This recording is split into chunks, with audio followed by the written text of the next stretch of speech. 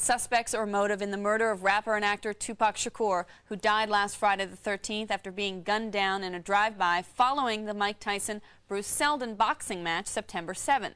Meanwhile, on Thursday night in Los Angeles, we spoke with Marion Suge Knight, head of Tupac's label Death Row Records, and the man who was driving the car sitting right next to Tupac when he was shot. Knight, who himself was grazed in the head by a bullet, was prevented by his lawyers from addressing the shooting itself. But here, for the first time on television, he speaks publicly about its aftermath. How are you feeling and how are you doing physically? I feel like this. I feel that the last word is always God. But Pac saved my life. The reason why I say Pac saved my life, I got shot in the head, I got grazed some other places, but I still got the bullet in my head. It's still there. But for as trying to get him to the hospital didn't make me realize that I was shot. Because usually when you get shot in the head, the first thing the person do is panic. You know, bam, I'm shot in the head, I'm about to die. You know. And once you do that, you can't drive nowhere. My whole thing was, Pac, he was shot. I'm like, you shot? I'm gonna get you to the hospital.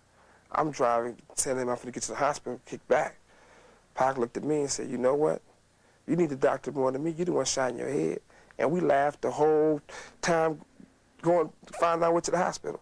That's the conversation we had. It wasn't, Pac was a man the whole time. It wasn't that he was like, oh, I'm shot. He cracking jokes. He like, yeah, they shot me. He said, but you shot in your head. Look at your head bleed. Look how much it's bleed. That was Pac. And I'm like, man, shut up, I'm gonna get you to the doctor. So he was conscious on the way to the hospital? He was conscious on the way to the hospital. He was conscious in the ambulance. He was conscious after they did the surgery. What was the last thing that he said to you? They loved me.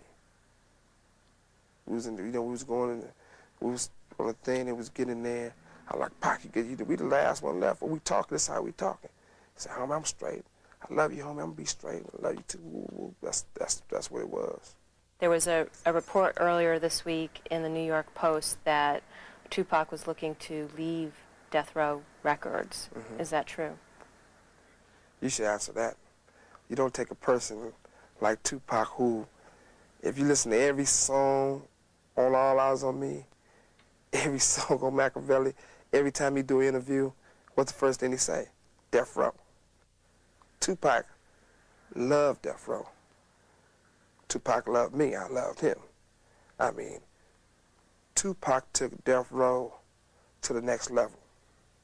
I mean, we worked hard and we laid the foundation down, and Snoop took the baton, and he ran with it, and he did a great job with it. When Tupac got the baton, not only did he win the race, he finished so fast that he was able to sit back and drink some Thug Passion and come up with another plan. I mean, if you'd asked Tupac that question, that was he planning on leaving Death Row, he definitely would have cussed you out.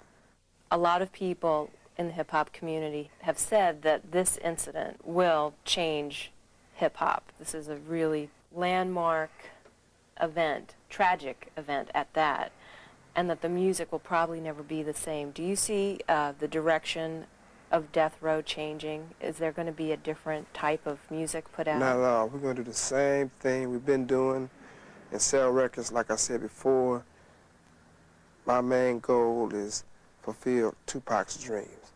And Tupac would definitely never want the music to change or the style. So we're going to keep it the way he would like it.